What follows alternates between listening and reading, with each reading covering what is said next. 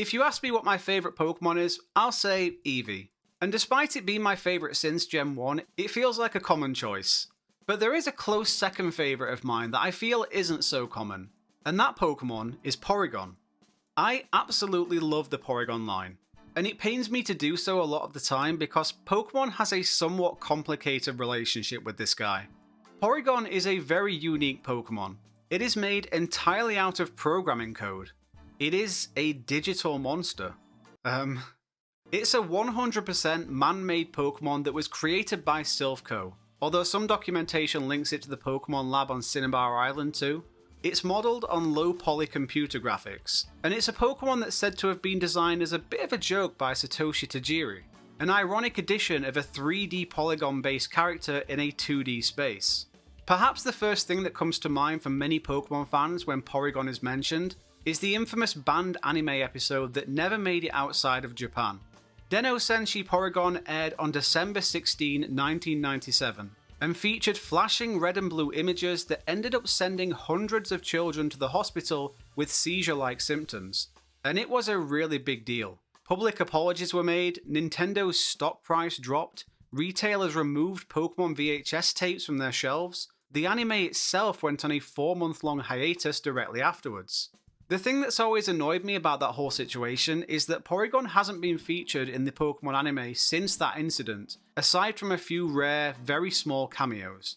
But Porygon wasn't even on screen during this strobe lighting section, nor was the strobe lighting effect caused by Porygon in the episode. It was actually caused by Pikachu, funnily enough. But I mean, come on, punishing Pikachu was never going to be an option, so unfortunately, Porygon took the hit.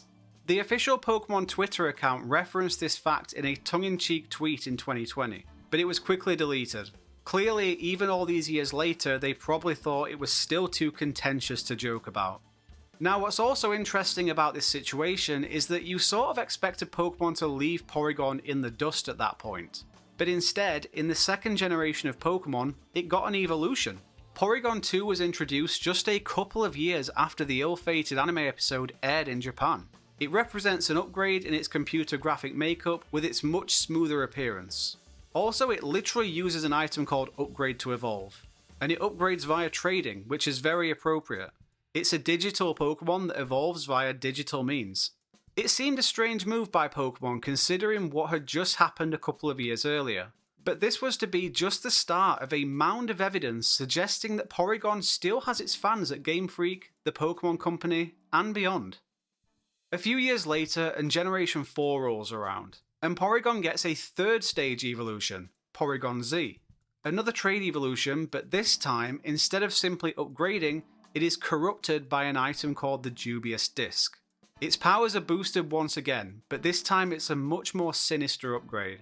So there we were, just a few years since Porygon became an arch enemy of Japanese media, this Pokemon now had a full 3-stage evolution line, and a whole lot of extra lore to go with it. So what now? It's possible that a 3-stage Porygon line was envisioned from the very start, and they wanted to at least realise that vision before letting the Pokemon quietly fade into the mist.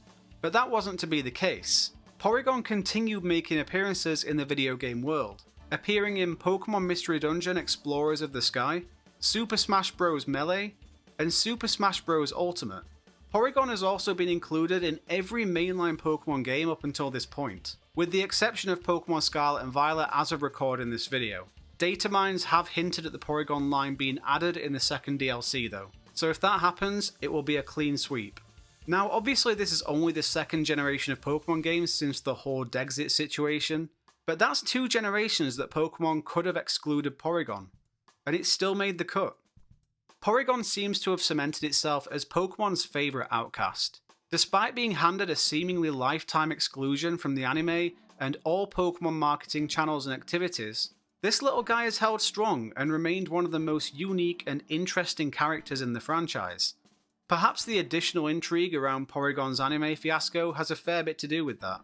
It is fascinating to think about what could have been if Porygon hadn't been ousted from having any time in the limelight. As a fully digital Pokemon, could Porygon have been the prime choice as the driving force behind modern Pokédexes instead of Rotom? There are so many technological advancements that have taken place within the Pokemon world that Porygon could have easily been integrated with. Porygon is a special Pokemon to me. I've gravitated towards it since the first time I saw it, so I'm always trying to do something to put it on the pedestal it deserves. I try to use one in as many playthroughs as I can. It was my first ever Masuda Egg Shiny hunt. I'm actually planning on doing a Pokemon Challenge run using just the Porygon line. If indeed they do get added to Scarlet and Violet in the next DLC, you can probably expect that to be on the cards in early 2024. Anyway, thanks for listening to me ramble about this guy for a few minutes. Let me know what your opinions are about Porygon and the state of play it's in with Pokemon and Game Freak. And let me know if you have any uncommon favourite Pokemon that you'd love to see take more of the limelight from time to time. While you're down there, drop a like on the video if you want, subscribe for more Pokemon videos, and follow me on Twitch if you'd like to hang out when I go live. That's all from me. I will catch you all in the next one.